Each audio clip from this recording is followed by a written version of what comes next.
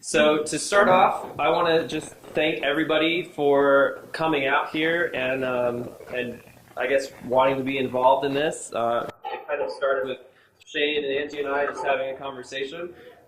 Where we are right now, this is the former Fresh Mama's restaurant, and you guys might be familiar with Vegas Hot Yoga, which is just next door. So this place used to be Fresh Mama's. It's now going to become Chef's Fitness Kitchen. It was the Chef Cass Fitness Kitchen, but then Chef Michael joined, and they're partners now. So it's pretty cool. They've got a smoothie bar, and they have tonight, very special just for us, they've set up this catering line. And so there's two cool things about it. One is that they've set it up for us. They have $2 off their smoothies, and the catering line is $10. And why don't you come over here and tell them a little bit. Well, introduce yourself. Hi, I'm Chef Nick. I'm actually their sous chef. I take care of all the catering, and I haven't held a mic in a while, so excuse me. It's for the video. Oh, okay. Yeah. Sweet. Thank you all for coming. I'm excited to be able to speak in front of you and do some cool food for you. It's one of the highlights of my job. And also meet all of you. Already got to know these two a little bit. But we're starting with a salad. It's kind of like strawberry fields. So strawberry fields forever, you know the song. So it has a little bit of feta, strawberries, some blueberries, microgreens. Yes, sir.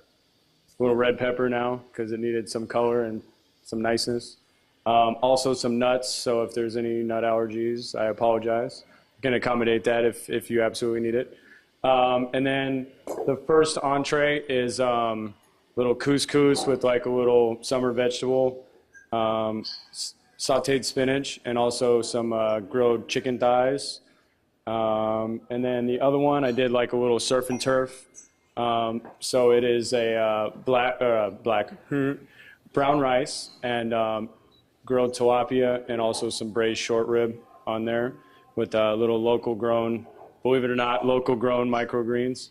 And that's it. If you guys have any questions or you need anything extra, just tell them to ask for me and I'll be out and help you out. Cool. Thanks, Chef Nick. Yeah, and there's also Becky behind the counter there. She's the one who is taking orders. The way that the catering works, again, is you would walk up there, pay with Becky if you guys wanted to take advantage of the catered food. And there's plates over there, napkins, silverware. And so what we could do now, as opposed to, because we're planning on having everyone do intros and you know, talk a lot, so the food might be a little bit noisy. So we figured for anybody that is interested in taking advantage of the catering, why don't you raise your hand just so we can see who is interested in eating. That would include me too. Cool, yeah. So should we start then? That, or do you guys? Why don't you guys? Let's just we're just gonna go through real quick, kind of like what we're seeing for tonight. We're gonna go through and do introductions, kind of explain how this got together. Then we're gonna do some logistics. We're gonna do logistics and stuff, and then we'll break for a second, grab some food, and then we'll come back and we'll do introductions for everybody. After everybody kind of introduces who they are and what they need and what they want, then it's like a 30-second intro. Then we're gonna start getting down to the meat and potatoes of why we're here. So we're gonna talk about the current system, what's going on, who's the key players in that system, what they need, and then we can start an open dialogue as to what we can do for everybody. So let's just go through real quick with this. And then we'll break real quick. So basically the logistics are, we're going to have one break in the middle, probably around 7:20. So just keep that in mind so you don't get antsy. The restrooms are back there, around the corner behind the right? Yeah, you don't go into the atrium. The restroom is right there, straight ahead. Yeah, so if anybody needs to use that, use that. Again, if you wanted to get food, you'll go up there and pay for it, and then you could just grab your food.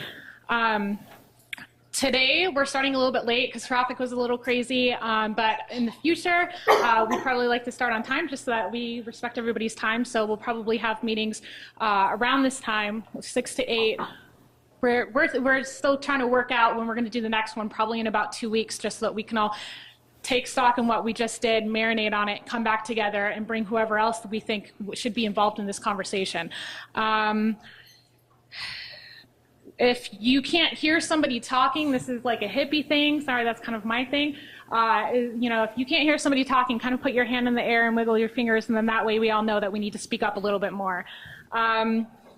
Also, when you're talking, just kind of keep in mind, like, why am I talking? There's a lot of people here, so let's just kind of like go through quickly and try and like discuss what we need to discuss. And then if you know that you can help this guy, make sure that you get up with him afterwards, and we'll have the discussions that way. We're also passing around this sign-up list. I don't know if it got stopped anywhere. Does somebody have it? Okay, so if you guys want to put that on there, if you don't want that information publicized, please let us know, and we won't put that on the Facebook page. But basically what we're trying to do from here, so we're going to start a Facebook page just for this group, and we're going to try and keep it really clean. So try not to post like newspaper articles on there or like ads for anything. We're going to try and keep it just logistics of, hey, I'm with this organization, or I'm with this elementary school, and we need shovels, or we need this, and try and keep it really clean to where it's a functional group. So we'll post all that contact information in there as long as everybody's okay with it. If you're not, come back to us afterwards and tell us, and then that way we'll keep your name off the list. But we're going to try and start like a kind of green phone book for the Valley so that we can all pull each other's resources and try and get some stuff accomplished. I think that's it. Do you want to go into why you want to do this and go into your little intro? So I was on Facebook, and I noticed this really pretty profile picture of this lovely girl right here. She clicked on one of the pictures, and I clicked through it, and I started going through her profile pictures. And she really sparked my interest. And I said to her immediately, I said, I don't know who you are, but we have got to meet. And so that next day, she was at my juice bar, downtown Grassroots, Carson and 6th Street. I go down there. And Owen was there. And Owen is somebody that I have been talking to and wanting to create some sort of program or initiative to do something. And so my background is in health and wellness, and I love working with children. I love going to the schools. I do this thing called Kids Kitchen where the kids get up, and I've been working with Melissa and Green Our Planet, and both of them are here. I'm so happy about that. But as the conversation progressed, we realized that all three of us had the same idea in mind. And that idea was, we know a lot of people in this community that are doing great things, and all of us, we're not interacting with each other enough. So what could happen if we all got together, put our minds together, and went for one big thing, which is the thing that is the core value of what we're trying to do anyway. And so that's what this conversation is about. So I know a lot of you here, but definitely want to get to know the ones that I don't know. And if anyone doesn't know anybody, we definitely want to meet you as well. But thank you guys for coming, and we'll get something to eat, and then we'll begin. Think about kind of what you want to say. So we're basically just going to say, this is who I am, this is the organization I'm with, this is what our organization needs, and this is what we'd be able to help you out with. So kind of marinate on that for a couple minutes while everyone kind of gets food, and then we'll come back in like probably 5-10 minutes. Is that good? Cool.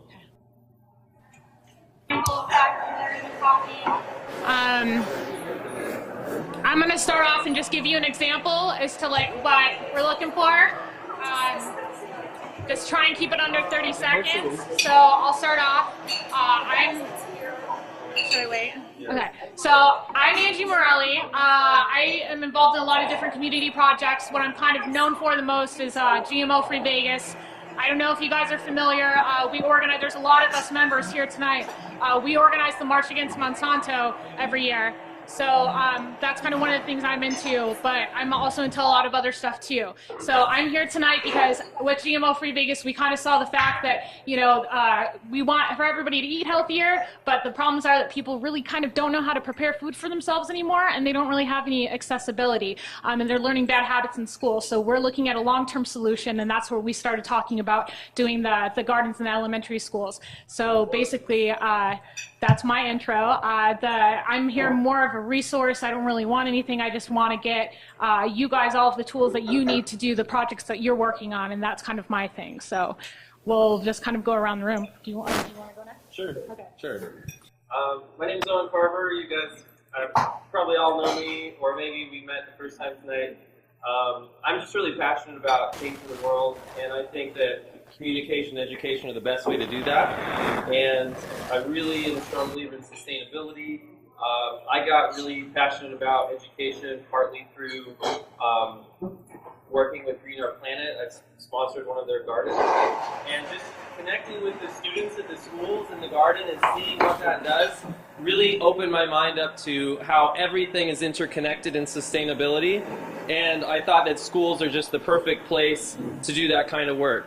And so I also, have met a bunch of different people in the community and noticed that so many people are doing amazing projects, and I just wanted to try to help make us connect and to try to think of how we can take maybe everything that we do and all our resources and assets and perhaps create a new second generation of projects that would be more kind of collective projects or things that we could all work on together that would also benefit everyone else in Las Vegas, especially in the green sustainable community. So that's kind of why I helped to get this meeting going, and I'm hoping to see that we can, out of this, create either in an idea today or going down the line through continuing this communication, creating larger projects with a bigger collective impact that get more people who would normally never pay attention to sustainability or agriculture or school gardens to say, this is the future, this is big, this is important, this is what we all need to focus on. So that's kind of my take. And then Shane, you already mentioned this, but Yeah. why don't you do a quick I kind of already did mine, but so my whole thing is I've been working with Creative Change with Melissa for like almost 2 years now, and going into the schools, going into a lot of other schools, and hearing the same thing over and over again. Here we have the money for the school, but we don't have enough money to keep up these gardens. We don't have a curriculum. We don't have enough participation. We don't have enough cooperation from the school district.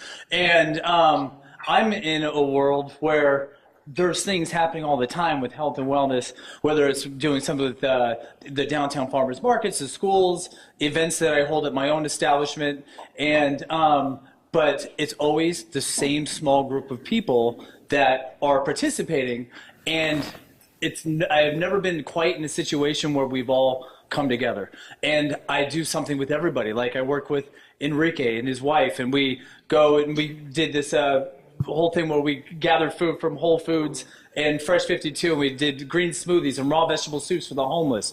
What a great idea. Nobody ever really thinks about the homeless and how are they eating.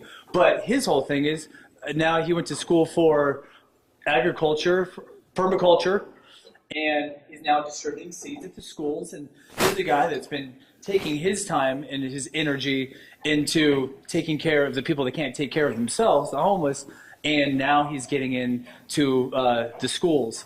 And I really like that, because that's what we should all be doing. We should all be participating in on everything, because it all is a part of a collective. Today is, and the reason why we're all here is for each one and every single one of you to introduce yourself, what you do, what your passion is, what you want to see different, what kind of change you want to see, and then we have to see how we all kind of fit in together, because it's not a crazy puzzle that we have to figure out.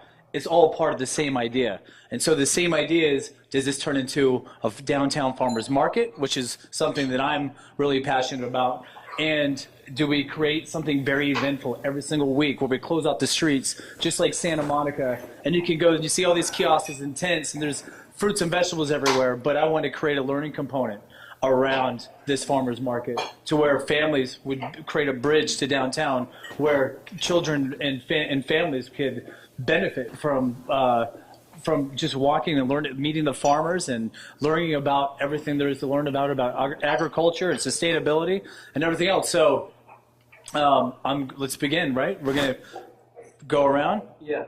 Real quick though, before Real quick, once we start speaking, if you go that way, because he's going to leave, and I want everyone to meet Nick. Okay. Yeah. Yeah, absolutely. So that's kind of the context of Shane and Angie and I putting this together, and also kind of our personal intros. And for the sake of time, what we're thinking to do is everyone to start, introduce themselves, we'll try to keep it under like 30 seconds or under for each person. And then as we go through having dialogue, what we're going to do is we're going to make room for Kim from Green Our Planet and Melissa from Create a Change Now to speak about school gardens and their projects, what their challenges are with that specifically, partly because school gardens are kind of the core of the vision that Shane and I and Angie have. But we want to also open up where anyone who has, let's say, a big project or proposal that they're working on, we definitely want to make space for you to individually stand up and speak about that. And we're also going to leave room for sure for everyone to kind of stand up also to be part of a dialogue to add to this sort of collective knowledge of what's going on. Now, tonight we can't accomplish everything. We can't have all the dialogue that we want. So sometimes you'll hear someone say something and you want to kind of comment specifically on top of what they said. If it's something that we can create outside of this as a dialogue, like we're planning to create a Facebook group, just keep in mind too, in the sake of time, that there's going to be space for, for more connections, and we're going to have more of these gatherings too that are going to be even bigger. And actually, this meeting originally we only thought maybe would be 10 or 15 people. So it's incredible how many people are passionate in the community that want to come together. There's obviously a need for this and a lot to say. So with that, we can go ahead and start doing the. I'm going to be the jerk, so if you're going way too over, I'm going to kind of hold up my hand, and that's just because I'm trying to respect everybody here, so, okay? Yeah. And everybody's, the microphone, like, you need to speak loud enough for everyone to hear, but also to keep in mind that the microphone, if you're speaking loudly, don't have it too close to your face, because then it'll be super loud. Go ahead. Hi everyone, I'm James Wong. I run the Reset Project and the Sunday Reset Project. Currently, right now, what I'm working on is a community kitchen out of the Ice House. And I'm also working with Melissa and Create a Change Now to figure out a way that we can take the waste from the school gardens and turn that back around and get it into our community. I'm not going to stand up. Hi, I'm Chris Pepper Wong, his wife. And I'm here really to support everybody. And I do have a bag full of knitted scarves that I've made that I want to donate to the homeless. And if anybody here knows Meredith Spriggs or sees her, yeah? Oh, good. Then I'm going to give them to you, and I can. Good. Thank you, Shane.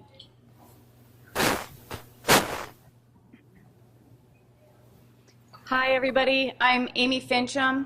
I work full-time as a designer for Design Cell Architects, but I also have an organization called Collab Las Vegas, and I originally started it wanting to get architects some attention in this town and designers to showcase that we should get the work to stay here when there's a huge recession and 50% of architects are laid off. And almost 3 years later, we now provide commissions for local artists, big public art projects through the city of Las Vegas. And so to date, we've been able to give 15 artists commissions that would otherwise may not have stayed in Las Vegas. My passion is also community garden work. I met Rosalind Brooks before she started Vegas Roots Community Garden and stayed involved with it for a good 3-4 years. I just moved off of the property. I was living there for a couple years. So I want to change the city's mind about why these places work in urban environments. And we've been able to get a new zoning ordinance for community gardens with my involvement in that project. My name is Nick Brannigan. I was one of the first non-GMO activists out here in Vegas about 3 to 4 years ago. I have a radio show on naturalnews.com called Health Conspiracy Radio. I work locally with a lot of groups like GMO Free Vegas, Natural Organic Healing Center, Vegas Valley Organics, Las Vegas Homeopathy. I've known Shane about 2 years now and met Angie a couple years or a couple months later. So glad they finally hooked up because I love them both, and I'm glad they're doing this. And I'm personally, I'm trying to learn to grow more food myself, starting with microgreens, which I'm taking a class on Tuesday. And that's it. I'm excited to see what happens here. Hiya, I'm Barry Sklar. Company is Happy Foods LLC. We're starting on our first aquaponic greenhouse, and hopefully we'll become educated in aquaponics and spread the theory throughout the Las Vegas Valley. Oh, I'll take it. You got it. Hi, everybody. My name is Neil Sickles. I'm a filmmaker. I'm really happy that this is going on. and to see everybody here. This means I think we're off to a good start. My thing is, I know many of you from Great Basin Permaculture. I'm also an organizer for GMO-Free Vegas. The big thing that I'm passionate about right now is that I'm working on a film that talks about change. It is basically developing a new worldview, one that we all believe in. I think we can all understand, and we all just kind of don't really know how to explain it to other people too. And I'm exploring that in this film, and I think I'd like to document what's going on in town, and go from there.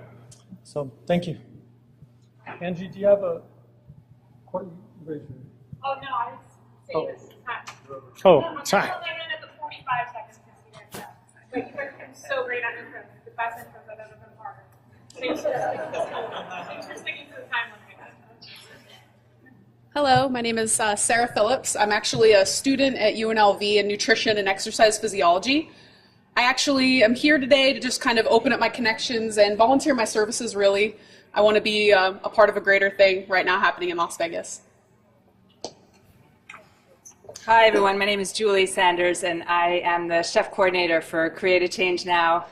And I get to go in the schools and I work with the chefs and the educators to teach the kids on how to make healthy, delicious food with what they've grown in the garden. So really my passion is community health, is creating a healthier Las Vegas and working with various communities. I get to work with the kids, and I also am passionate about working with employees in organizations and transforming the health of workplaces. Hi everybody, I'm Melissa Blinn. I am the executive director and co-founder of Create a Change Now. About my passion, I got very passionate about this when about 8 years ago I was a nutritionist that took on children that had type 2 diabetes, Crohn's disease, and colitis. Their parents would drop them off to me at the gym where I used to work many, many years ago, and they would say, "Fix my child," and they would leave. And it was very disheartening that I was working with children that were 8 years old and they were already diagnosed with type 2 diabetes. And this started to become a very frequent problem. So I knew my purpose was bigger, and I jumped into philanthropy, and I've been in it for 6 years, and I'm kicking ass and taking names in the community, and I look forward to really keep doing it.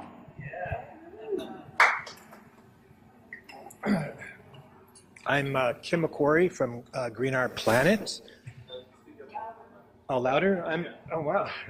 I'm Kim from Green Art Planet, and we have a green crowdfunding platform. We're a Kickstarter, but for green projects.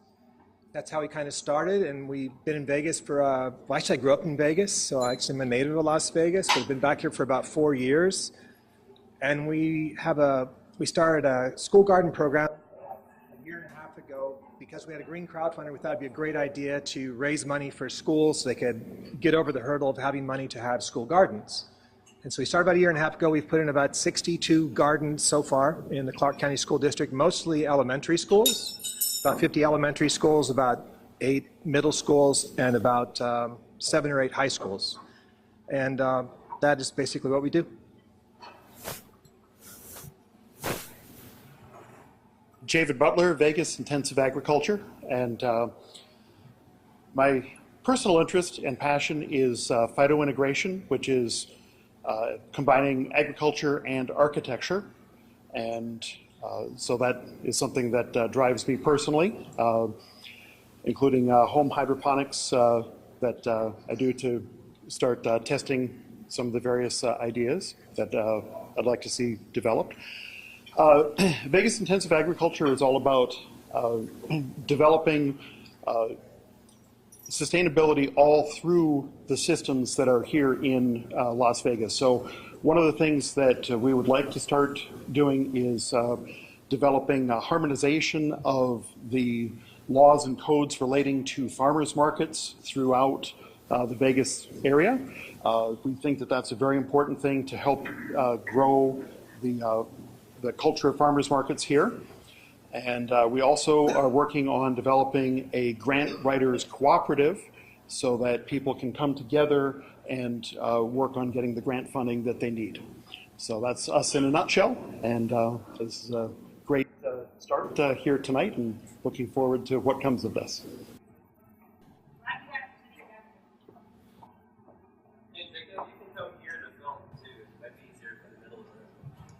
Hi, everybody. My name is Shannon Beckham, and I'm a small business owner here. And about a year ago, I started working with Discovery Charter School, and we put a garden in. And a lot of it was fun to work with the kids, but I wanted to learn how to grow in Vegas. So I'm going to learn with the kids. So it's kind of fun. So I'm here to network, to be with like-minded people, and I love that a community of us coming together and doing something big. I think it's wonderful, and I'm happy to be here.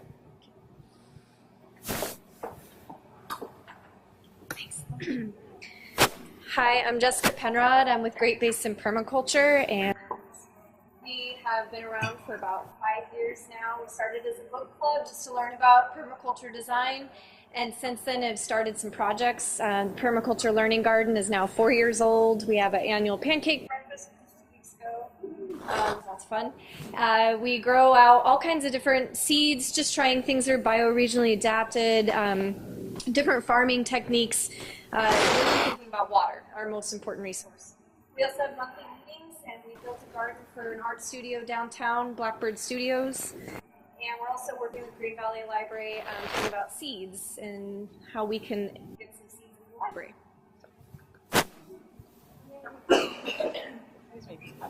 Okay, I'm Cheryl Wagner. I'm with the Clark County School District. My role is in the Partnership Program Office, and I'm the staff coordinator for partnerships with the district.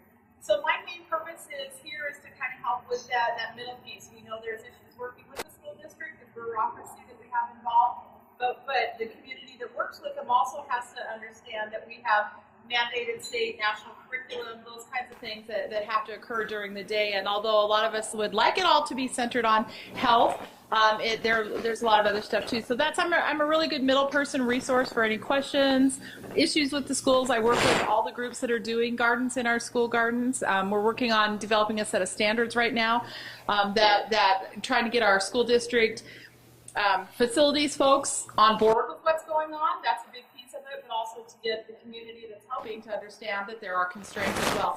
So anyway, that's my role. That's what I'm here for, to address any questions. I'm definitely an advocate for what you guys are all doing, and we'll do whatever I can to help as long as it's appropriate academically for the kids.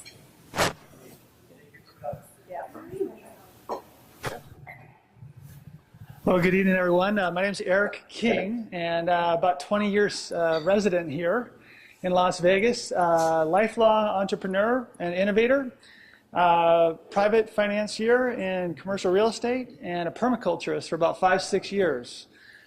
Just recently became an elected official here for Southern Nevada, Clark County, and we have a conservation district here in Southern Nevada. We hopefully will be a resource for all of you, amazing people doing amazing things, to interface and integrate decision makers that are elected officials, policymakers, with all these amazing grassroots efforts and individual entrepreneurial endeavors that really excite me. So hopefully cdsn.org. Jump on there, find me before you go, and we would love to help facilitate all this integration, something I'm very passionate about, food resiliency here in the driest city in all of North America. Thank you, guys. Hi, my name is Mike Litt. I work for the Clean Energy Project, and we published the state's first sustainably focused consumer guide. And so if you have or know a good business, we'd love to list you on that for free. And feel free to grab me afterwards or message me on Facebook.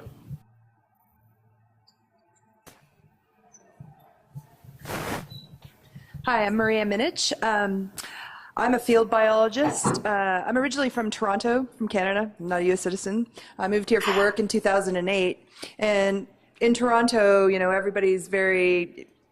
everyone rides around on bikes and public transport's normal, and, everyone recycles and compost gets collected twice a week. And I come here and it's just like, I see people throwing glass in the trash. I'm like, and then go to Lake Mead and see the water levels just plummet. I'm like, my God, we can do so much better than that. And so, yeah, I just want to be part of a community that does better.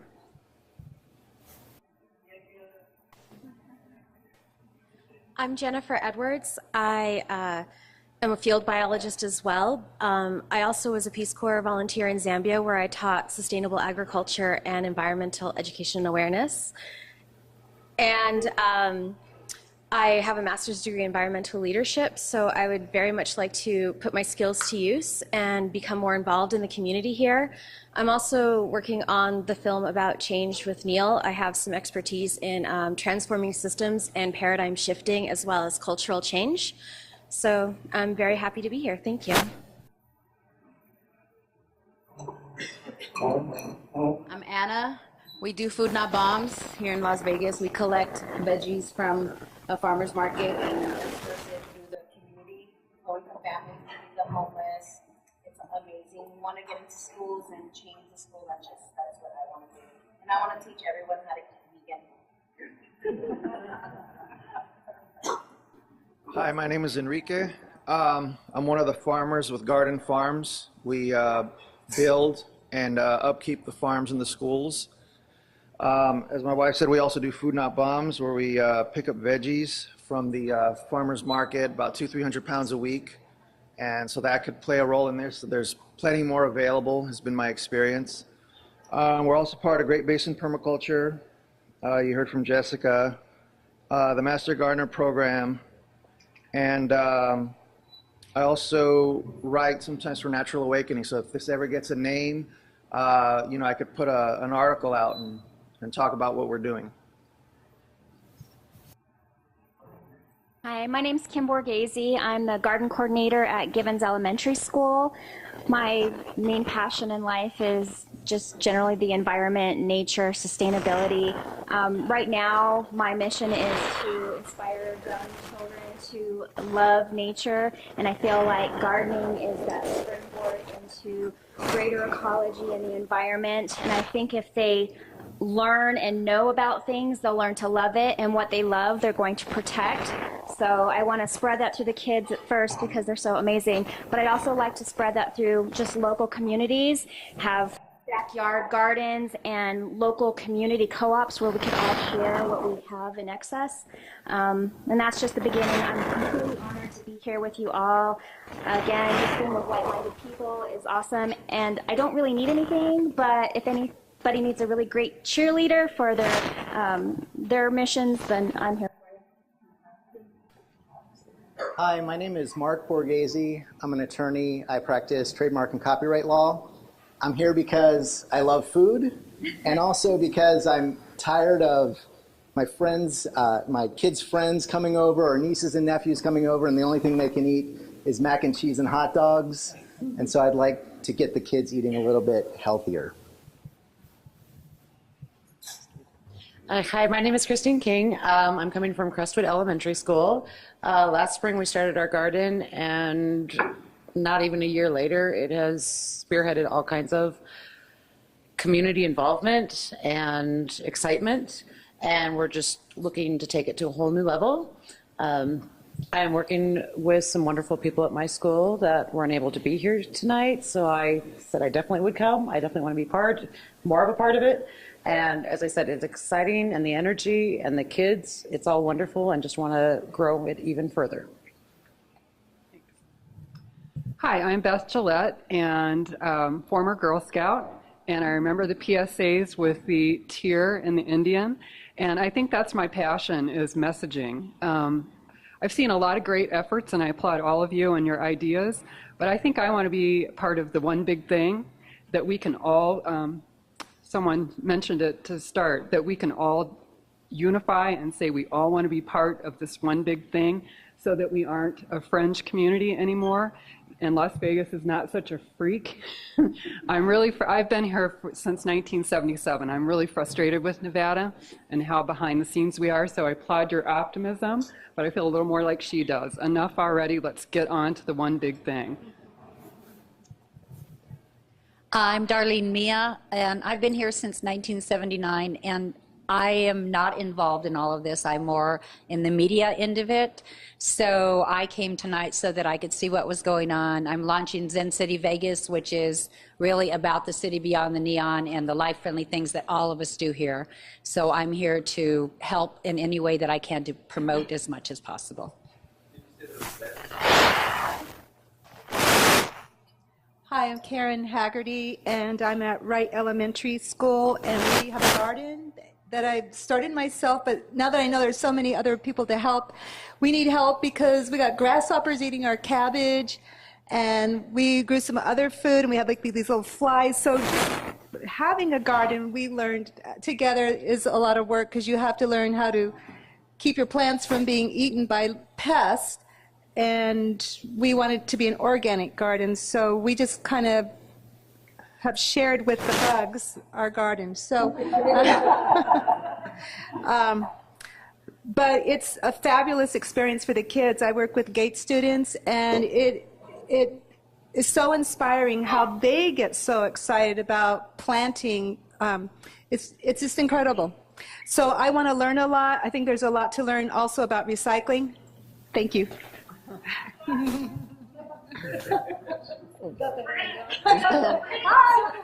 Some of you people, like some of the key players here, we're going to go back and give you guys some more time to talk about things that we want to talk about the project. We want to talk, we want to talk to the ladies out there that do things like this. There's more information you guys have about this. So sorry, I'm just and I work in. I'm Pauline Babette, and I work in the government purchase of environmentally sensitive lands, and very passionate about saving the planet. And it's really lonely out there, so that's why I'm here. Hi, my name is Steve Ripka. I've got a loud voice, so hopefully you can all hear me okay. I'm passionate, like everybody in this room, about wanting to do the right thing. I'm co-founder of the U.S. Green Building Council, American Solar Energy Society chapter here in Southern Nevada to promote green building and renewable energy. And now I recognize that we really need to work on resiliency. Eric mentioned that word. It's so important for the future of this entire city that we create resiliency and local communities that real feel. So starting with the kids is great, but we have to take this to every aspect of the community so that we're not dependent on things that may be at risk as we move into the future with all the unknowns that we have with climate change. So that's why I'm here. And I write a Green Living column in the RJ, and I can hopefully promote some of these ideas. And this is my wife, Marcella. It's her birthday today. And that's how committed we are to being here. I get to live with this man. My name is Marsala Ripka. I'm a celebrity journalist with Luxury Las Vegas magazine. I'm very excited when people like James Cameron, who has a national platform, becomes a vegan and adopts being a vegan, and his wife has started a school in California. And so those are examples that shine a national spotlight on what we're all doing, so that we no longer become the fringe, we no longer become the alternative or the weirdos, but now we are becoming more of the mainstream. And in my column in Luxury Las Vegas, I write a 5-page piece every month, and so I'm always looking for really important organizations to shine a light on. So you never know, people can come to me and whatever. Thank you very much. Hi, everybody. How's everyone doing tonight? This is like a microphone that goes into something, not a microphone that... Okay, yes, just making sure. So thank you, everybody, for being here tonight. I'm Chef Kaz. This is basically my place, our place. This is now pretty much officially, though still unofficially, the Chef's Fitness Kitchen. We've been in here since, in the front, since August 12th. It was pretty much unexpected. I rented out the kitchen from the previous owner, who's the Vegas Hot yoga owner, and we had just been doing a catering and private chef operation at that point, and I took over the kitchen just for that. And not even a month and a half later, they were like, we're moving out of the front. You got to figure it out with the owner. So the restaurant kind of fell into our laps. And I'd been I'd been in business for about 4 years at that point, but the staff that started with me when we moved into this space was not even with me anymore. Yes. Oh, okay. Thank you. Thank you. So, Melissa. Yeah. Yeah. So let me say really quickly too. Oh, we did? Yeah. Okay. Yeah. So, go ahead and do your intro real quick. Sorry. 30 seconds. Hello, my name is Anthony, and I'm an organizer. My name is Anthony, and I'm an organizer at GMO Free Vegas. And I'm here to see what it's all about. It sounds great from what I've seen on Facebook. I'm really anxious to let's do some things. Yeah. Thank you. So next up, just because I know Melissa is going to be leaving pretty soon, and we'd also plan to have, because school gardens are kind of a centerpiece of sort of the core of the community, we wanted to make sure that Kim from Green Our Planet and Melissa from Create a Change Now had a chance to speak for a few minutes about what their programs are, what's working, what are their challenges, and what are their needs, and how maybe the community can kind of lean in and help solve some of those needs, or perhaps expand what they're doing here to be out, to the rest of the community. So maybe whatever those models are, we can expand out into whether it's community co-ops or UPIC or whatever. So why don't we take this time then to have, why don't we have Melissa come start and tell us about Create a Change Now and what you guys are doing. What time do you think we should do? Maybe 5? Yeah, 5 minutes. I want to Yeah. So Create a Change Now, like I said, is a local nonprofit tackling childhood obesity. And how we do that is we adopt at-risk elementary schools and we instill our healthy school, healthy life programming. One thing I want to be really crystal clear on with all of you here tonight is that we are not a garden organization. We are an organization that is instilling healthy habits and healthy behaviors, not only at the children's level, but with the families. And how we do that is, yes, we build edible desert gardens. That's the hub of our programming, but it doesn't stop there. We have 3 parts of our programming. One is our Chefs in Schools program. Mr. Chef and Chef Kaz are 2 of our featured chefs that come into our schools and educate and inspire these children. Now that they have this garden, what do they do with it? How can they get home and make it fun, easy, and duplicatable? At our schools, over 95% of the children get breakfast and lunch at school. I did hear that you say you want to make an impact on food lunches and what's being served at the school. I support you 100%, but sweetheart, you got a big mountain to climb and kick ass, take names doing it. Seriously, it is definitely interesting. It's interesting. So again, it's with chefs like Shane and Kaz that truly make a difference in the community. And it takes a special chef to work with students. Let me say that loud and clearly. It takes a special individual to connect with the child. And these 2 gentlemen, when they come into our schools, they remember them by name. They remember them. So whatever they're doing and how they're inspiring them, they're remembering them by name, and they're going to run up to them and they'll say, oh my gosh, I went and bought kale, or I tried this and I made this at home. So when we have that consistency going on in our schools, we know we are making a change consistently. So that's one part of our program. Another part of our program is our after-school garden club, and that's where we do garden and nutrition education as well as bringing community partners that are in line with our mission. One of our partners is Cleveland Clinic. They come in and teach about brain health and nutrition. So we have a lot of amazing community partners that are coming in after school. The Cooperative Extension is one of our community partners. They come in and they teach gardening at home. How do they garden small places? Most of these children live in a car or they live in an apartment. So we're building, yes, very large gardens at their schools, but how could they garden in small places? So our garden club is our hub of our programming where we actually get to touch the lives of the families and make changes of the lives. I can tell you my garden club yesterday had 75 parents and 75 kids, and that was the last 2 months back to back. We are making a change because we are affecting the families. And our last part of our programming is our Let's Move program. Our Let's Move program is we actually are partnered with 2 other local nonprofits, Desert Rain and Jump for Joy. We bring in fitness camps during Christmas break and spring break and have the kids become active about 3 days a week, and we also do nutrition education and feed these children. Most of these children during Christmas break do not usually eat, and their parents are working 2 to 3 jobs, so they sit at home and they're not active. So we offer this completely free as long as the parents sign up during Christmas break and spring break, so they can come and be active 4 to 5 hours of the day, and they can also get a meal. We've recently partnered with 3 Square, and 3 Square will be feeding our children during all of our fitness camps. So again, we're having probably well over 2,000 kids during Christmas break. They're going to be doing activities in our schools, fitness related, and they are going to be going home with food.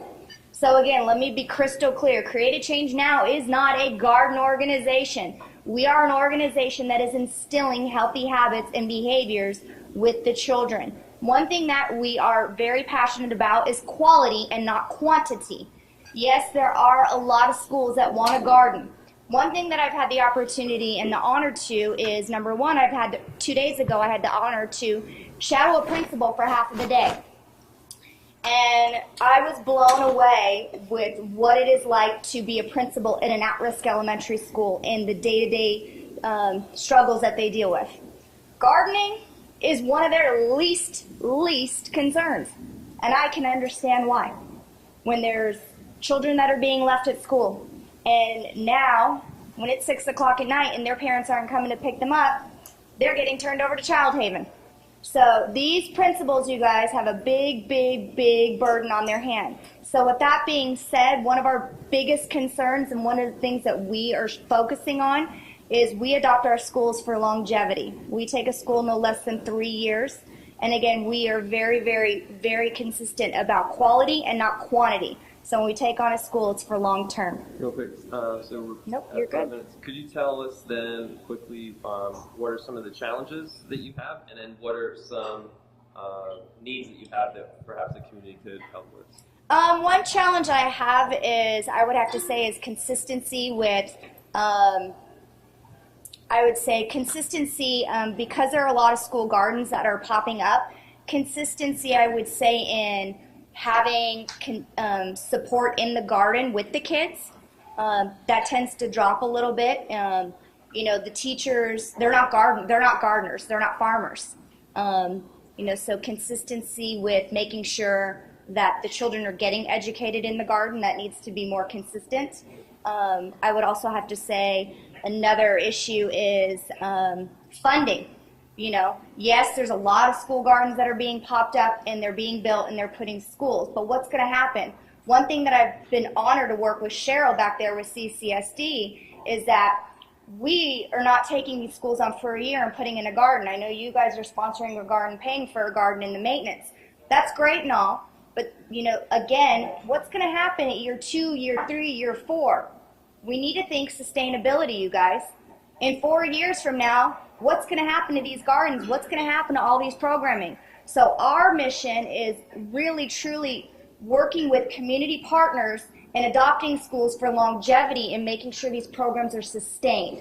So sustainability is a big issue, and great, we can put them all over the place, but what's going to happen in 3 years? That needs to be discussed. So you'd say your needs are funding and then support in the gardens for that consistency? Absolutely. Okay. All of the programming in general, but we're doing good. Not an issue. Awesome. Thank you. Thank you, Melissa.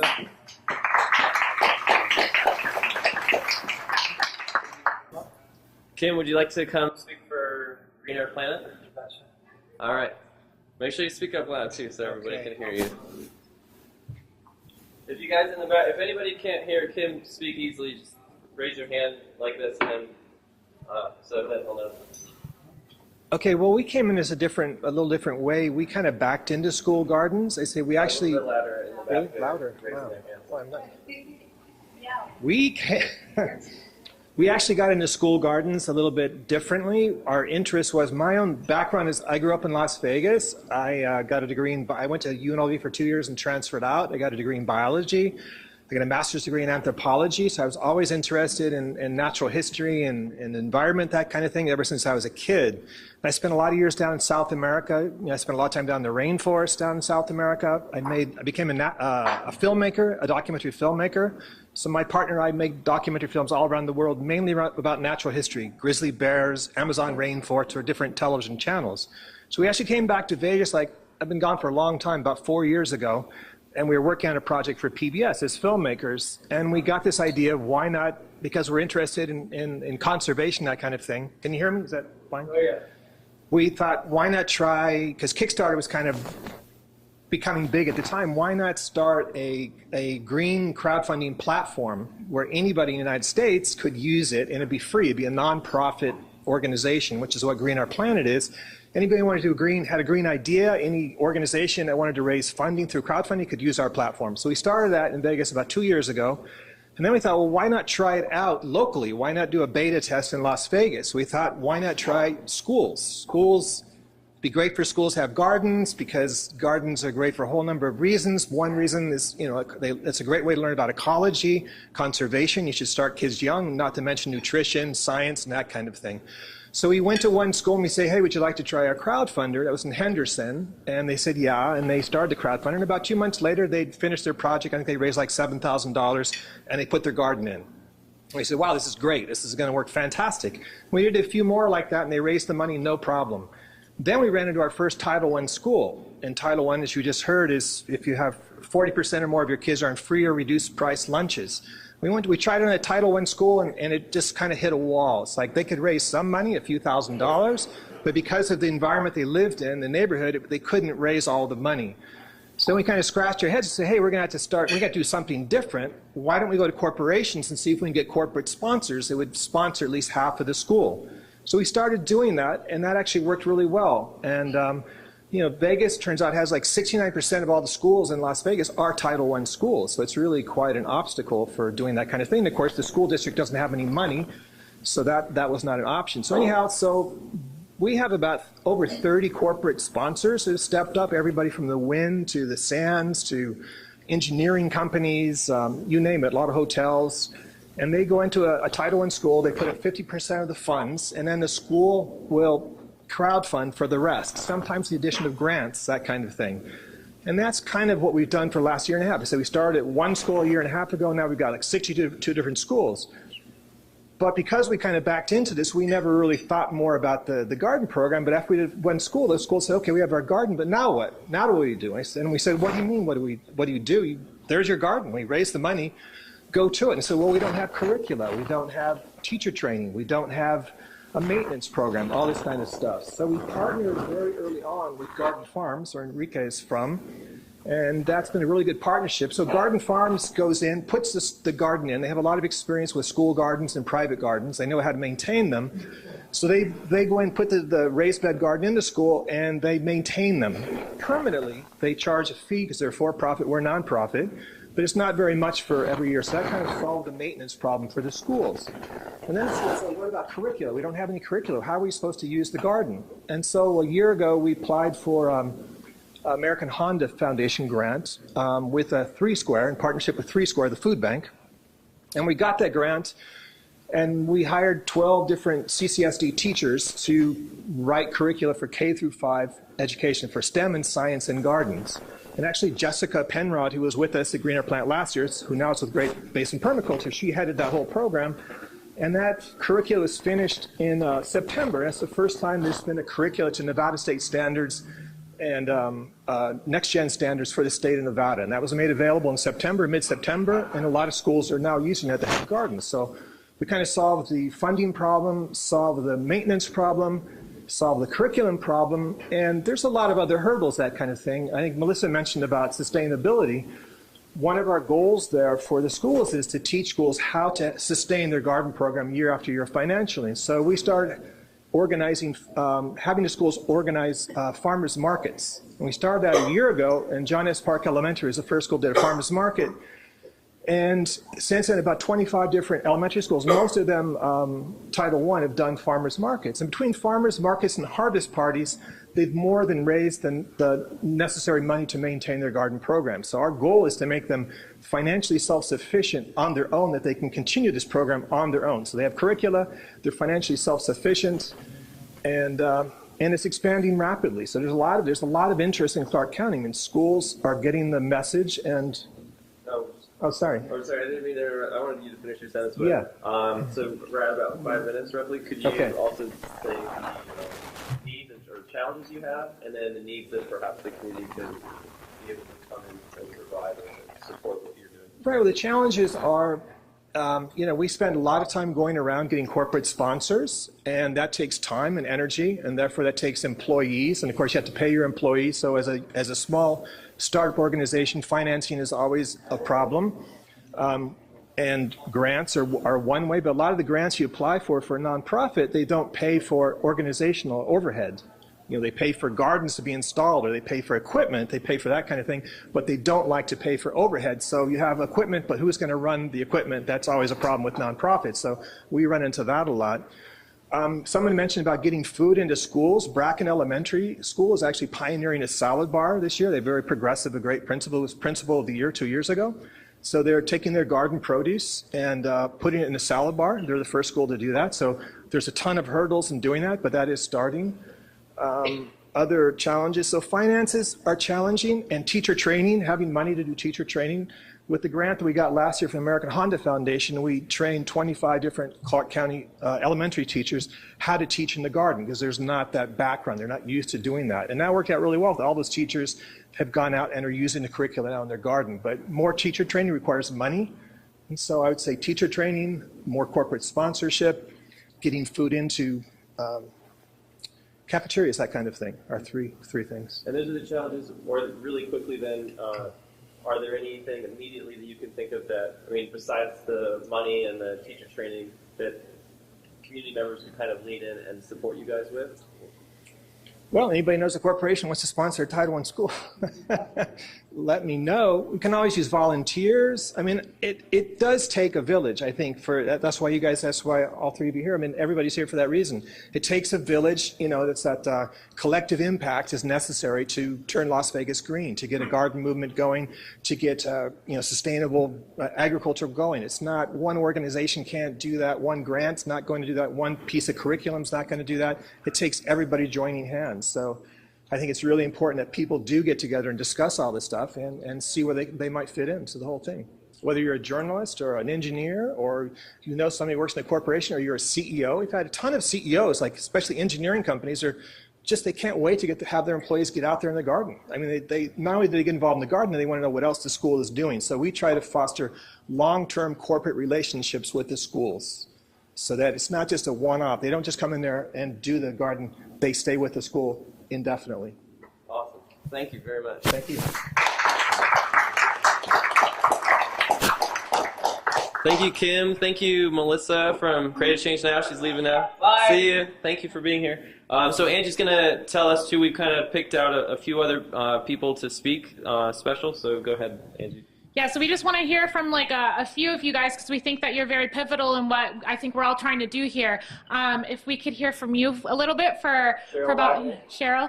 And we're going to try and keep this to 5 minutes, 1 minute, or when you have 1 minute left, I'm going to kind of raise your hand to kind of remind you exactly what you want from us. If there's specific needs, you need tractors or you need volunteers or whatever, then just let us know. So we'll hear from you, and then we'd like to kind of hear from two of the educators that are here that are currently helping out with the gardens. If you guys can, if two of you can come up and kind of tell us what your needs are specifically. And then also I'd like to hear from you and Chef Koss about your experience with teaching the kids nutrition and cooking, all that kind of stuff. And then if you guys, is there anybody else in here that you guys would like to hear extra information from? And then you wanted to talk for a couple minutes about your project.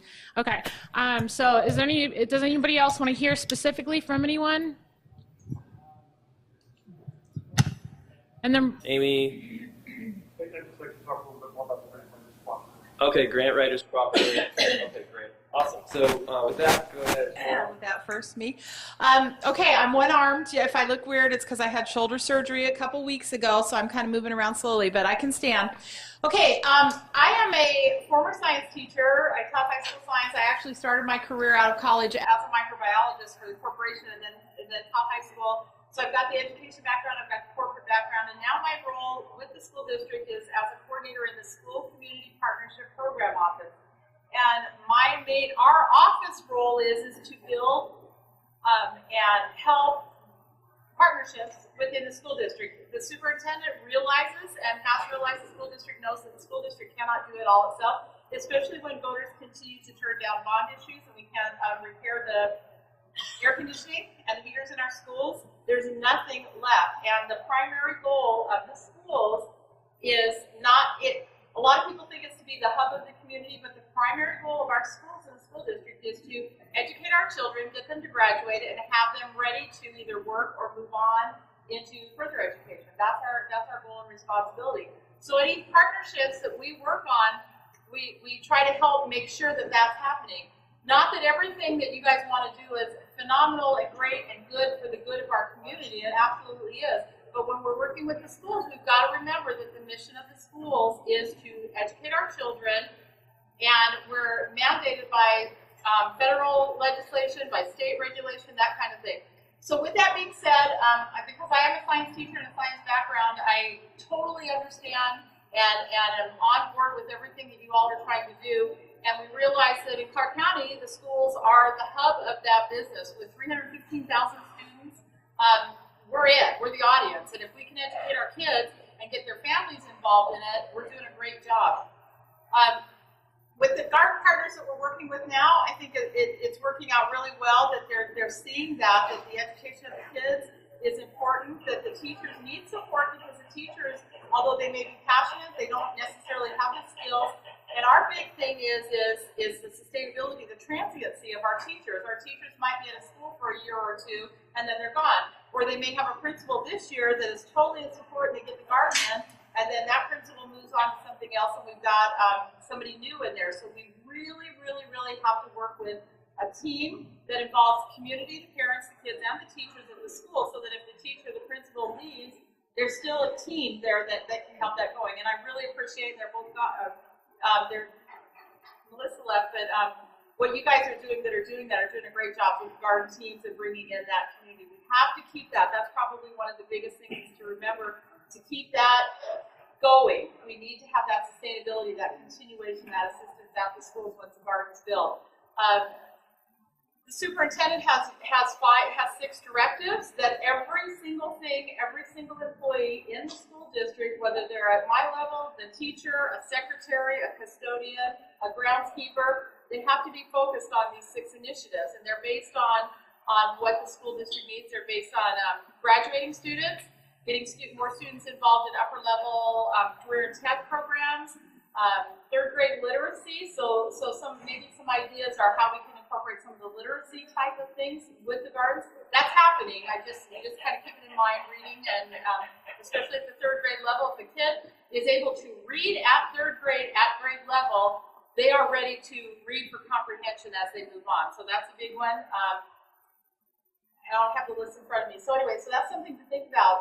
What my role is and how you guys can help is something that you just addressed. Is I do STEM partnerships, so not just gardens. The gardens is this piece of my job. But anything that's related to science, technology, engineering, math is important. Gardens obviously contribute to that education. And some of the really cool things that are happening are businesses and corporations that are coming in to help build the garden. They raise some money, they come out on a Saturday and help put it in. They're starting to interact with the schools, and that's what we want to encourage. And the engineers that come out and help to build the school and the garden are now helping with technology and becoming mentors and adopting the school in so many other ways. And that's really, really, really valuable. That's a partnership, and that's what I try to do.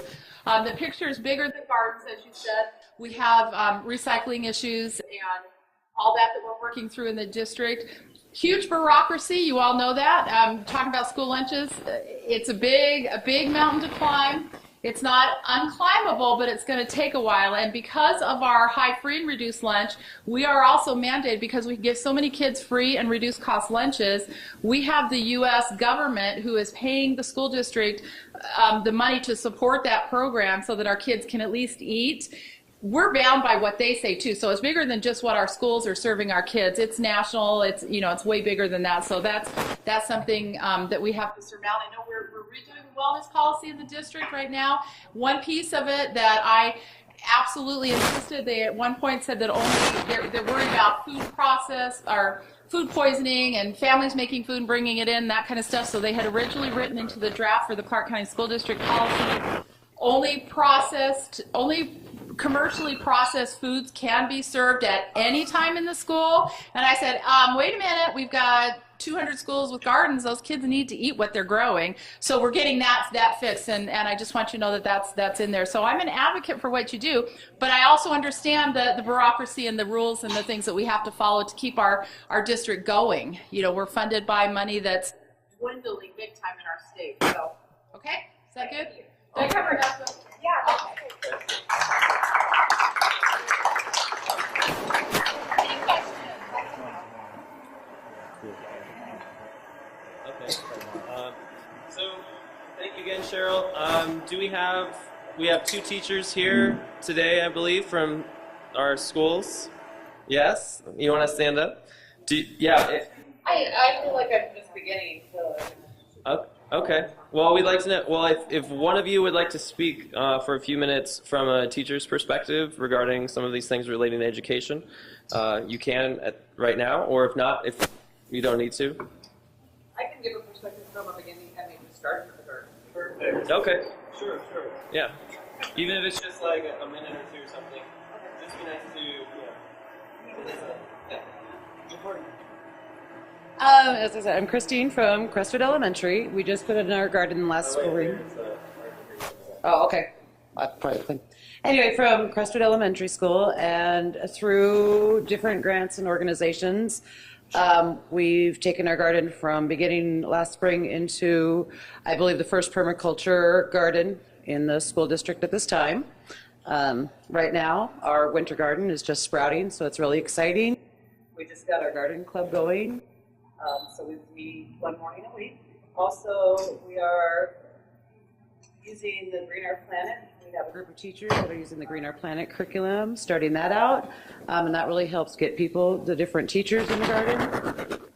As I said, I'm just coming in on it in the last couple months with the curriculum, going in the garden and helping with the club. We've got some really energetic people and just trying to get more people involved like me. As I said, this is my beginning, so I'm a little awkward talking because I feel like I just stepping into this in the last month. I forget where I was. Anyway, but it's really exciting. The kids are energetic. We've had a few Saturday parties. We had excellent turnout all over. As I said, I don't want to list the organizations because I'm probably going to miss one, because we have several organizations, community partnerships, grants, fellowships, curriculum. It's wonderful. It's a wonderful energy, and just trying to get that through the rest of the school. It's a great start, and I do think it's something that we can sustain, and also reaching out to the community for the students and the school, and also helping the community at the same time. I think it's just everything that's going on right now is wonderful. Thank you. What are some needs that you have? As I said, just coming in, the needs right now, as I said, we have a wonderful representative, Juliana, who's been working with the garden almost from beginning. She's done wonderful outreach. We've had people outreach to us. I'm meeting a lot of people just through different venues. As I said, just being in the community and different things I'm organized in. Right now, I just said, just keep it going right now. As I said, we're looking into some bigger things. I don't have enough information to share right now, but we're looking at some really big things to really come out with the sustainability and show what the schools can do along with the community. Great. Thank you. Awesome. What did you want to speak on? I wanted to express being a school teacher, and like the Title I schools receive a lot of money, but if you're not a Title I school, if you're not a Title I school, it's much more I think schools that are entitled are schools that need too, because it is an expensive thing to do to get a garden going. There's such an impact on families, just the families that I've worked with my kids. So I do think it's a really important thing in school that Melissa said to have. It's more than just going to a garden, it's creating a little consciousness. But it's just getting started, and so that would be a need that schools have that are not entitled to schools. How do we fund it?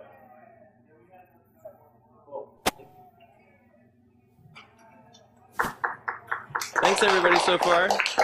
I know we're running low on time, but I wanted to have the two chefs here who have worked in schools talk kind of from the business perspective and integrating and their experiences in the classroom. How much time would we have for that?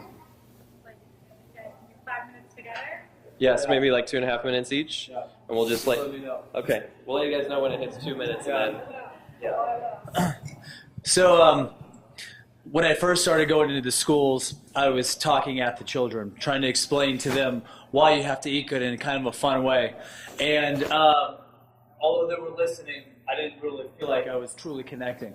And so when I really started to feel a connection and started to grow as rapid as it has, where the kids came behind with me and created a concept called Kids Kitchen. So instead of talking at them, I'm working with them. And so one of the things that I do when I do my classes is we'll build whatever it is. Say it's a green smoothie. And we'll put in the grapes and we'll talk about what's the healthiest part of the grape, the orange, and then we'll give each one of those children an opportunity to put something in the blender. But when it comes to the spinach or to the kale, it's like, okay, now it's time for the big job. Who's going to do it? Everyone gets to be a part of this. And it's amazing how all of a sudden kids could start eating spinach out of the palm of your hand.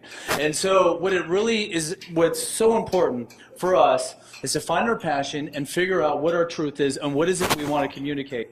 You want to improve school lunches? These school garden programs raise money by doing farmers markets outside of the school. So I'm working with another group right now that's working on purchasing that food from those gardens and creating $4 lunches grown by the children and the teachers to sell back to the kids so you don't have to work with the system. There's a way to not work with the system. There's a way to where if we did a farmer's market, this is what I'm all about, and the kids were the farmer's market, pulling the fruits and vegetables from those gardens. You want to participate? $5 a head to go into that farmer's market. It goes towards paying for those gardens. Every single one of you that has something you want to speak about, you have a kiosk. You have something where you can, just like if you were to walk into a county fair with a microphone on, come, I want to tell you about this. This is my passion. You want to sign up here? We're doing this volunteer session next week. You got to come down. But we have got to come together for a live event. We can't always meet in private. We got to engage people immediately. And I think, I'm working with Downtown Farmers Market, Carrie Clasby, and she has already offered her facility, which is the old bus station, for us to start this immediately. Eventually, we want to take this downtown to an open area, but this is something that we can start within the next month if we all came together and we said, this is how we do it. And so, I don't know if that's what I was supposed to speak about, but that was resonating inside me, so I had to do it. So, talking about being at the schools? Yeah, experience in schools. So I was just actually there on Wednesday at Ali Detweiler Elementary. They call Melissa calls at-risk schools. I guess it's I don't know. I actually was a teacher in Bangladesh. I was in the Peace Corps, so that's not that bad after being over there for a while. But it's interesting what Shane said about talking at the students, at the kids, because I work with a lot of athletes. That's kind of my specialty. A couple degrees, biology, and then culinary, and so that's where my passion is, feeding people who are performing at a high level. So I started talking to them about how do you feel when you eat something out of a bag, box, or window, right? Like being very conscious, and I'll make up silly, ridiculous examples. I'm like, do you in the jungle go up to the tree and knock on the tree, and the tree opens its window and gives you food out of it, right? So we want to eat things in the original form. And I actually said at one point, just getting really enthusiastic, I'm like, and sometimes the kids fight back a little bit, which is an interesting kind of take. They're so trained that good food that's good for them is almost like a punishment or something they have to do, and of course then they're not going to do it. So then the kids are like, ew, And they're like, why should I eat this? And I caught myself saying something that I would never say in a million years, that you should eat it because it's good for you. And as soon as I said it, as soon as the words came out of my mouth, I realized the error of that statement, and I changed it. And I said, because it's going to make you feel good, right? And so I'll make the most ridiculous stuff with the kids where I'm like, you know, when you eat like too much, you're like, ugh, and I have them doing all the faces because it's really like an emotional thing, right? Anyone who's ever tried to eat in a certain way for health or something, they know that it's not rational, right? It's much more connected to emotions. So making that emotional connections with kids, and they don't have to be like athletes like they're in football or baseball. They have, you know, every kid loves recess, right? Even if they're like sitting by themselves and not being like active, like they want to feel good during recess. And feeling good during recess usually right after lunch, right? So if you eat good at lunch, you're going to feel good during recess. And I really work on, they're not going to understand all the science of it, and they don't really need to, but that's basically what it comes down to. That's why anybody eats food that's good for them, because after you eat it, you feel good. It's not something you need to convince anybody of. You eat a certain way, you feel better. You eat another way, you don't feel so good. So establishing that with third graders and getting them to kind of act into it, that's like, I don't know, that's the fun part and the part that works for me. Hey, I also want to stand up to be on the microphone. If you guys tomorrow downtown, starting at 1 to 3 o'clock, if you guys want to come and volunteer, we're doing a big kids kitchen at the new Winter Wonderland at the Western Hotel. It's beautiful. They have like a snow slide, ice skating, but we're doing it tomorrow. You guys should come down and see what it's about and see what it's like to get these kids engaged and inspired. But looking for volunteers, Western Hotel tomorrow. Cool. Can you post about that on this event page so that everybody has the information? I will. Cool. Yep. Thank you, chefs, for speaking. It's the preparing the food to make it super delicious is obviously a huge part of sustainable agriculture. There's a lot of other components to all of this as well, and the emphasis again is to get everybody involved and connected. And it's extremely important for me to have everyone have the chance to speak.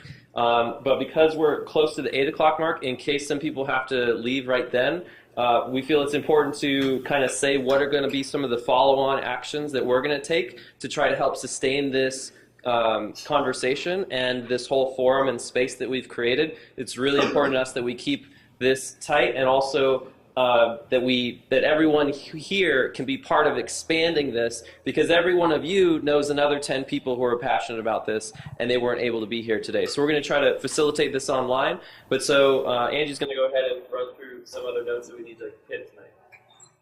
So just so that we can get through and make sure that everybody has this information. Again, we're going to start the Facebook page. It's going to be, I'm going to double check when I get home.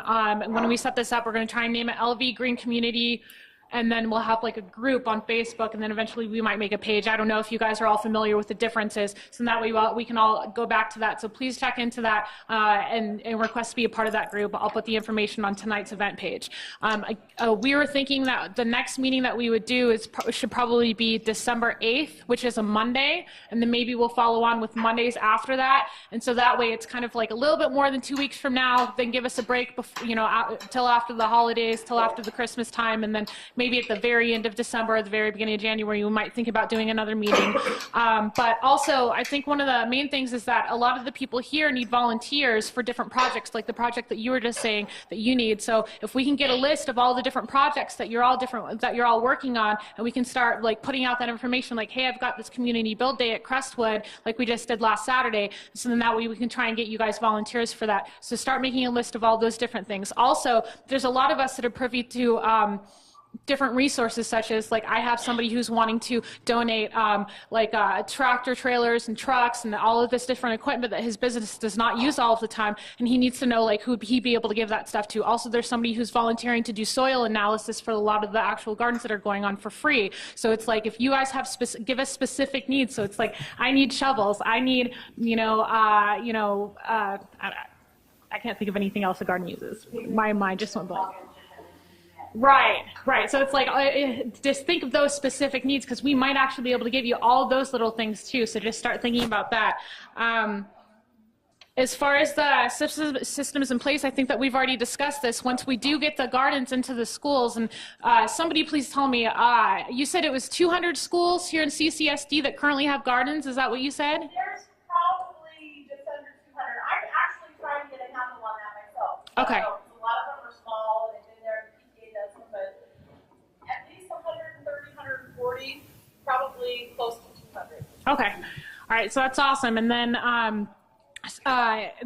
if we could somehow develop a list of all of the schools that do have gardens and all the schools that are wanting gardens and all the schools that don't have them and they haven't even started, then that way we can try and get, because what we were kind of thinking about was basically getting people to sponsor each school. So instead of just giving a whole bunch of money to this program, say, hey, you know what, I own this company and I want to sponsor this garden at this school. I want to sponsor them by doing this or doing that. So go ahead. Very quickly on that, finding out that's one of the things I'm doing, and all the partners that are involved in schools are going to be part of it, but we are building like an interactive school map of what schools have what grades they do, what they grow, who their partners are, things like that. So that'll definitely meet your.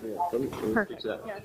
There's also a resource right now. If you go to the Green Our Planet website, it's the only one I've seen so far that is a map of at least all of Green Our Planet's gardens. We're taking that and all the others. Yeah, so you're compiling it. Yeah. Okay, great.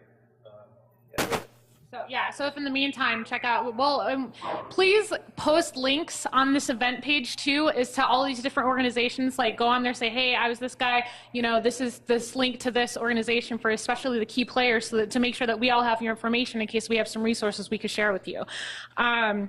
I think that the main two things that everybody's saying that they need are funding and volunteers. So that's awesome that you're here with, being able to give us some information on the grant writing.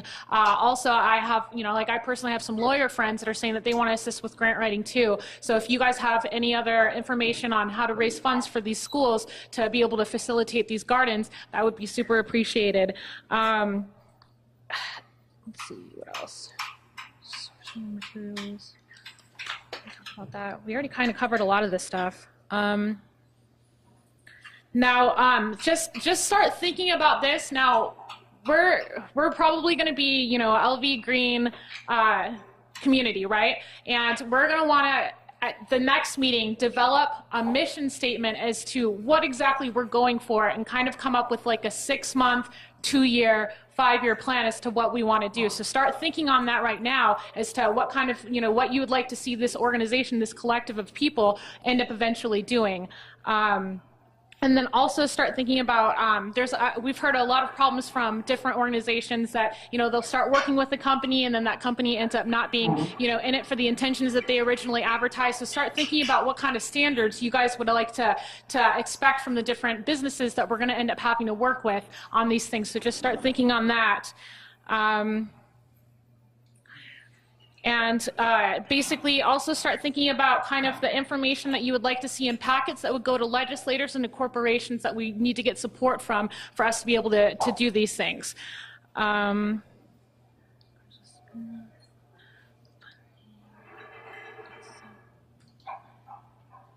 So, I've got one more thing to work to okay. say now, Doc. Yeah, I think that's everything from the meeting because we kind of went through a lot of this stuff already. Okay, great. So then let me just kind of conclude that, the top off area was saying is that the purpose of this, and I know we're focusing a lot of the dialogue on school gardens. It's just kind of, it's partly what we know and what we think is a big part of the solution.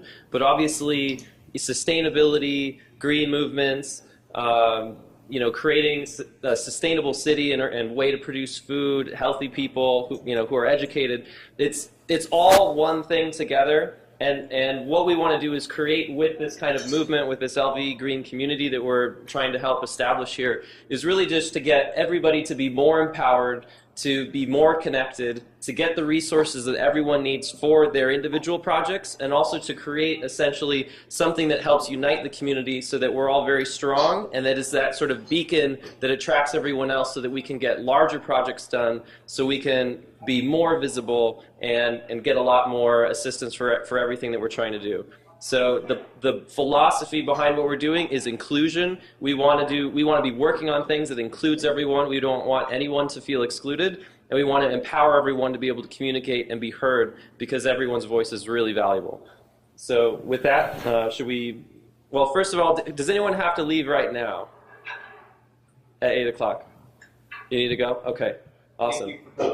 Yeah, thank you very much. So the next thing we're going to do, though, is that I'm going to pass this microphone. It's sort of like the conch. Pass this to Amy, and also I forgot your name, sir. Javid, and James also to speak. And I think there was someone else. Exactly. So, and maybe one other person I'm forgetting, but we might give. We don't know how much time everyone has to kind of stick around. Yeah, go ahead, Steve. I'm just going to suggest that it would be great if we could have a little time for networking. Just kind of chatting. A lot of people have to go, because I know we had to go pretty soon, but there's definitely some people would like to go. Just sort of that open connection time. I think that's very important. Yeah, let's keep it to 2 minutes for. Is everybody okay with that? If we do the next couple ones just under 2 minutes, and then that way we kind of start networking and talking to each other? Well, I think what Steve's saying is that he wants to be able to connect with a few individuals in the room because he has to leave now. But I don't know. Do you think it'd be possible to have those we have this? Okay, I think maybe what we'll do is just keep these like what everyone's saying to like a tight 2 minutes. 1 minute would be preferable, and then just sort of open it up so everyone can talk to the key people in the room that they need to connect with. Is that cool? Okay. So we just start here from left to right. James, go ahead. Hi, everybody. As Enrique and Anna can attest to, there's a lot of gardens, there's a lot of farmers markets, but there's also a lot of waste, a lot of food that's going into the garbage can that can't even be given away. I'm starting a group with Melissa Blinn and Create a Change Now to figure out what we can do with the waste and how we can turn it around, give revenue to the schools, and then turn around and sell whatever's left over to the community, local restaurants, local chefs, catering companies, things like that. So it's just starting right now. We're trying to track what's in the schools, what's the average waste, trying to figure out a budget, and then trying to come up with a system.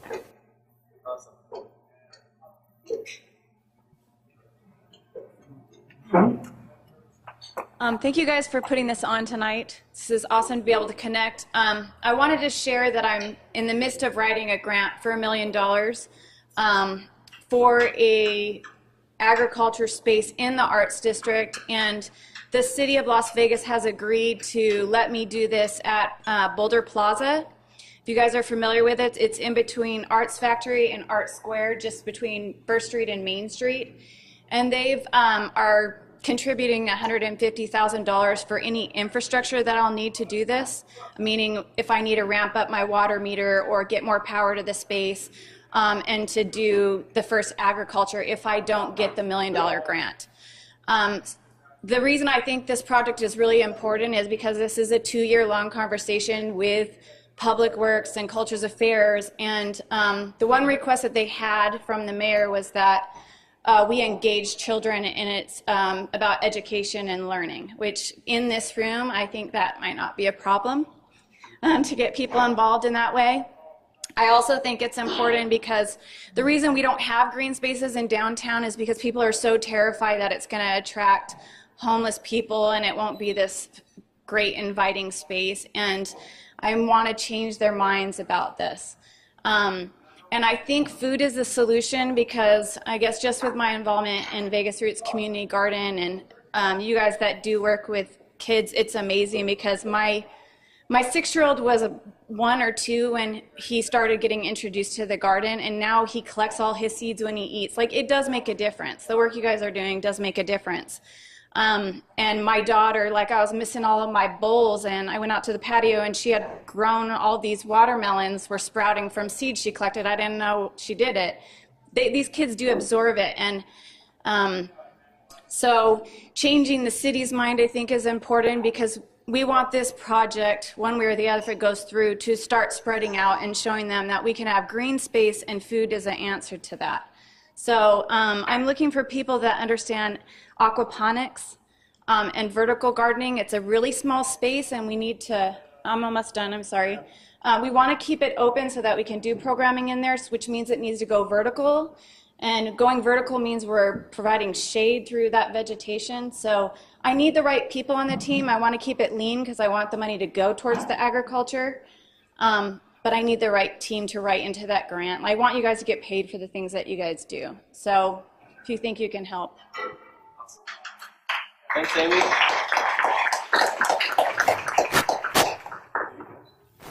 Okay, so I'll keep this short and sweet. What we need is people who need grants. It's that simple.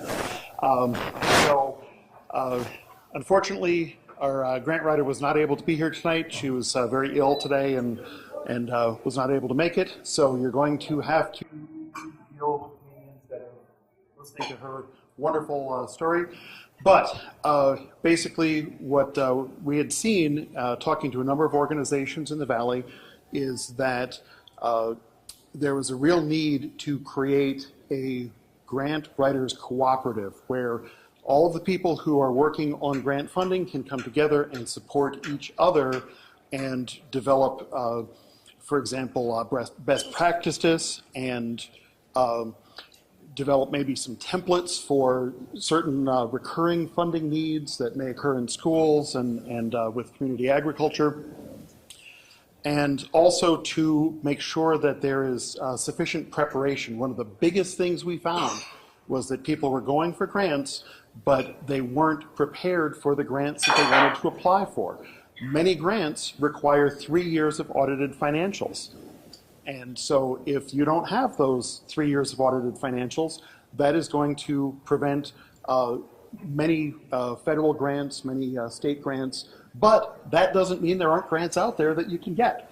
So what we'd like to do is have a grant writers cooperative that comes together and have all of the people who are working on grant-funded projects support each other and develop the community. So hopefully that was short enough and sweet enough. And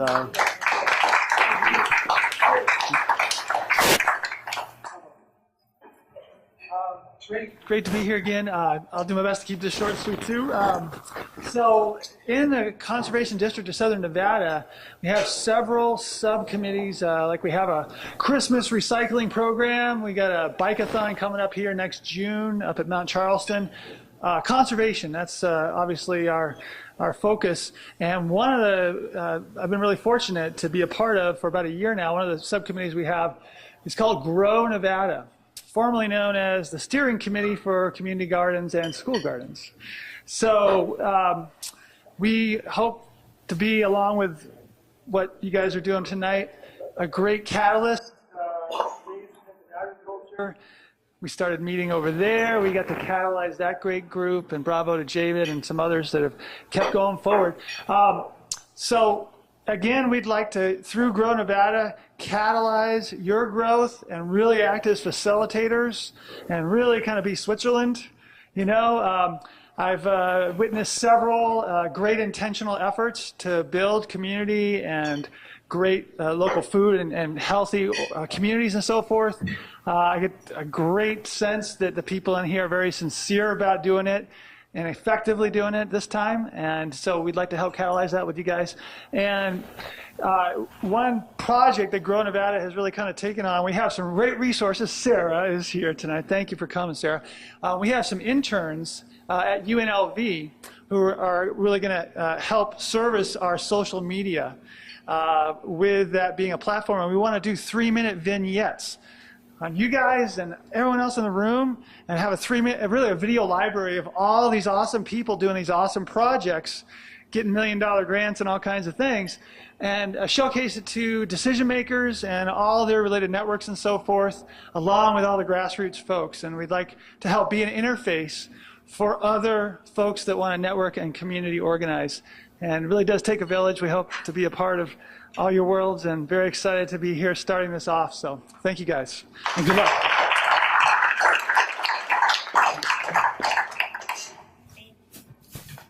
Okay, so with that being said, we're not trying to be in charge, we're just trying to be facilitators. If there's absolutely anything that you have to say about how we can make these meetings more effective, please let us know. This is completely an open forum. We know it was a little awkward with the food this today. We didn't know about it until the last minute, so we're going to try and get that cleaned up for next time. But anything else that you guys can think of, please just comment on the Facebook page, and we're going to try and get it sorted out.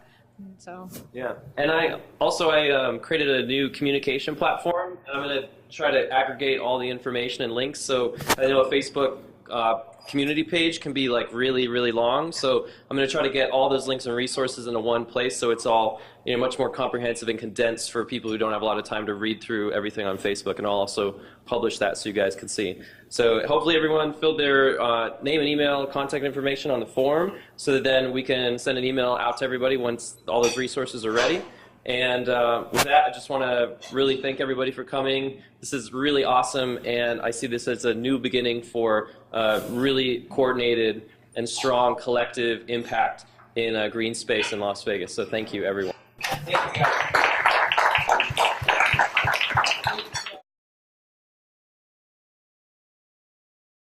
Thing. Sorry, that's kind of my thing. If you can't hear somebody talking, kind of put your hand in the air and wiggle your fingers, and then that way we all know that we need to speak up a little bit more. Also, when you're talking, just kind of keep in mind, like, why am I talking? There's a lot of people here, so let's just kind of like go through quickly and try and like discuss what we need to discuss. And then if you know that you can help this guy, make sure that you get up with him afterwards, and we'll have the discussions that way. We're also passing around this sign-up list. I don't know if it got stopped anywhere. Does somebody have it? Okay, so if you guys want to put that on there, if you don't want that information publicized, please let us know, and we won't put that on the Facebook page. But basically what we're trying to do from here is we're going to start a Facebook page just for this group, and we're going to try and keep it really clean. So try not to post like newspaper articles on there or like ads for anything. We're going to try and keep it just logistics of, hey, I'm with this organization, or I'm with this elementary school, and we need shovels, or we need this, and try and keep it really clean to where it's a functional group. So we'll post all that contact information in there as long as everybody's okay with it. If you're not, come back to us afterwards and tell us, and then that way we'll keep your name off the list. But we're going to try and start like a kind of green phone book for the Valley so that we can all pull each other's resources and try and get some stuff accomplished. I think that's it. Do you want to go into why you want to do this and go into your little... So I was on Facebook, and I noticed this really pretty profile picture of this lovely girl right here. She clicked on one of the pictures, and I clicked through it, and I started going through her profile pictures. And she really sparked my interest. And I said to her immediately, I said, I don't know who you are, but we have got to meet. And so that next day, she was at my juice bar, downtown Grassroots, Carson and 6th Street. I go down there. And Owen was there. And Owen is somebody that I have been talking to and wanting to create some sort of program or initiative to do something. And so my background is in health and wellness, and I love working with children. I love going to the schools. I do this thing called Kids Kitchen where the kids get up, and I've been working with Melissa and Green Our Planet, and both of them are here. I'm so happy about that. But as the conversation progressed, we realized that all three of us had the same idea in mind. And that idea was, we know a lot of people in this community that are doing great things, and all of us, we're not interacting with each other enough. So what could happen if we all got together, put our minds together, and went for one big thing, which is the thing that is the core value of what we're trying to do anyway. And so that's what this conversation is about. So I know a lot of you here, but definitely want to get to know the ones that I don't know. And if anyone doesn't know anybody, we definitely want to meet you as well. But thank you guys for coming, and we'll get something to eat, and then we'll begin. Think about kind of what you want to say. So we're basically just going to say, this is who I am, this is the organization I'm with, this is what our organization needs, and this is what we'd be able to help you out with. So kind of marinate on that for a couple of minutes while everyone kind of gets food, and then we'll come back in like probably 5-10 minutes. Is that good? Cool.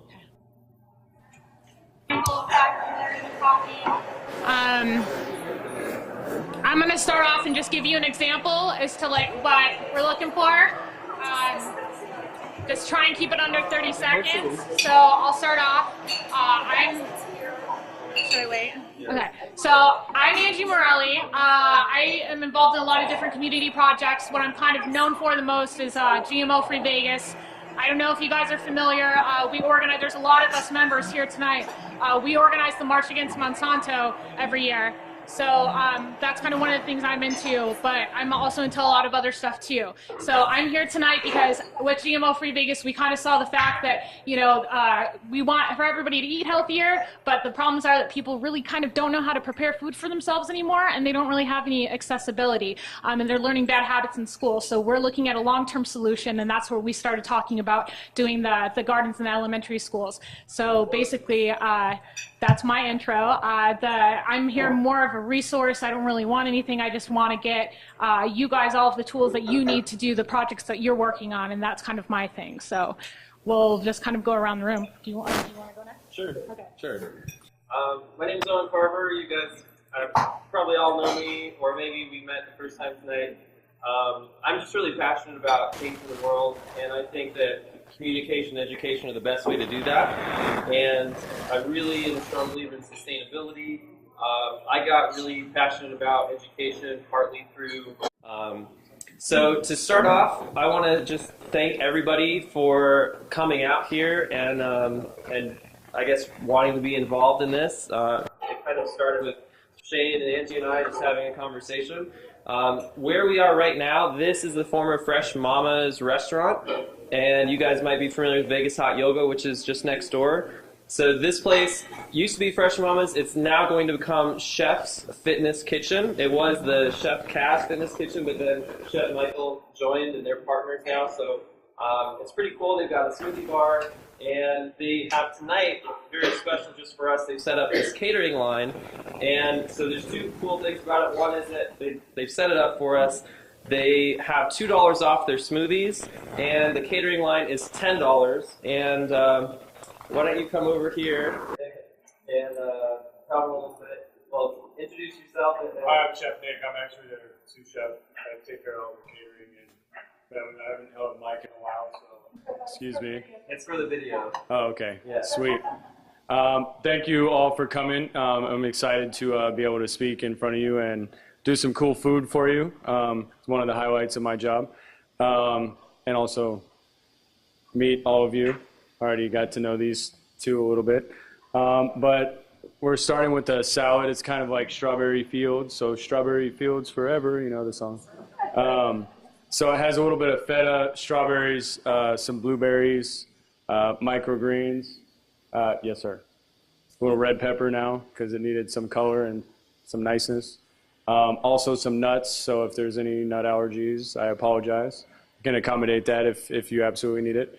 And then the first entree is little couscous with like a little summer vegetable, sauteed spinach, and also some grilled chicken thighs. And then the other one, I did like a little surf and turf. So it is a brown rice and grilled tilapia, and also some braised short rib on there with a little local grown, believe it or not, local grown microgreens. And that's it. If you guys have any questions or you need anything extra, just tell them to ask for me and I'll be out and help you out. Working with Green Our Planet, I've sponsored one of their gardens, and just connecting with the students at the schools in the garden and seeing what that does really opened my mind up to how everything is interconnected in sustainability, and I thought that schools are just the perfect place to do that kind of work. And so I also, have met a bunch of different people in the community and noticed that so many people are doing amazing projects, and I just wanted to try to help make us connect and to try to think of how we can take maybe everything that we do and all our resources and assets and perhaps create a new second generation of projects that would be more kind of collective projects or things that we could all work on together that would also benefit everyone else in Las Vegas, especially in the green sustainable community. So that's kind of why I helped to get this meeting going, and I'm hoping to see that we can, out of this, create either in an idea today or going down the line through continuing this communication, creating larger projects with a bigger collective impact that get more people who would normally never pay attention to sustainability or agriculture or school gardens to say, this is the future, this is big, this is important, this is what we all need to focus on. So that's kind of my take. And then Shane, you already mentioned this, but Yeah. why don't you do a quick intro? I kind of already did mine, but so my whole thing is I've been working with Creative Change with Melissa for like almost 2 years now, and going into the schools, going into a lot of other schools, and hearing the same thing over and over again. Here we have the money for the school, but we don't have enough money to keep up these gardens. We don't have a curriculum. We don't have enough participation. We don't have enough cooperation from the school district. And I'm in a world where there's things happening all the time with health and wellness, whether it's doing something with the downtown farmers markets, the schools, events that I hold at my own establishment, and but it's always the same small group of people that are participating, and I have never been quite in a situation where we've all come together, and I do something with everybody. Like I work with. Cool. Thanks. Chef Nick. Yeah, and there's also Becky behind the counter there. She's the one who is taking orders. The way that the catering works, again, is you would walk up there, pay with Becky if you guys wanted to take advantage of the catered food. And there's plates over there, napkins, silverware. And so what we could do now, as opposed to, because we're planning on having everyone do intros and talk a lot, so the food might be a little bit noisy. So we figured for anybody that is interested in taking advantage of the catering, why don't you raise your hand just so we can see who is interested in eating. That would include me too. Cool, yeah. So should we start then that, or do you guys? Why don't you guys? Let's just we're just gonna go through real quick, kind of like what we're seeing for tonight. We're gonna go through and do introductions, kind of explain how this got together. Then we're gonna do some logistics. We're gonna do logistics and stuff, and then we'll break for a second, grab some food, and then we'll come back and we'll do introductions for everybody. After everybody kind of introduces who they are and what they need and what they want, then it's like a 30-second intro. Then we're gonna start getting down to the meat and potatoes of why we're here. So we're gonna talk about the current system, what's going on, who's the key players in that system, what they need, and then we can start an open dialogue as to what we can do for everybody. So let's just go through real quick with this, and then we'll break real quick. So basically, the logistics are we're going to have one break in the middle, probably around 7:20. So just keep that in mind so you don't get antsy. The restrooms are back there, around the corner behind the right? Yeah, you don't go into the atrium. The restroom is right there, straight ahead. Yeah, so if anybody needs to use that, use that. Again, if you wanted to get food, you'll go up there and pay for it, and then you can just grab your food. Today, we're starting a little bit late because traffic was a little crazy, but in the future, we'd probably like to start on time just so that we respect everybody's time. So we'll probably have meetings around this time, 6 to 8. We're still trying to work out when we're going to do the next one, probably in about 2 weeks, just so that we can all take stock in what we just did, marinate on it, come back together, and bring whoever else that we think should be involved in this conversation. If you can't hear somebody talking, this is like a hippie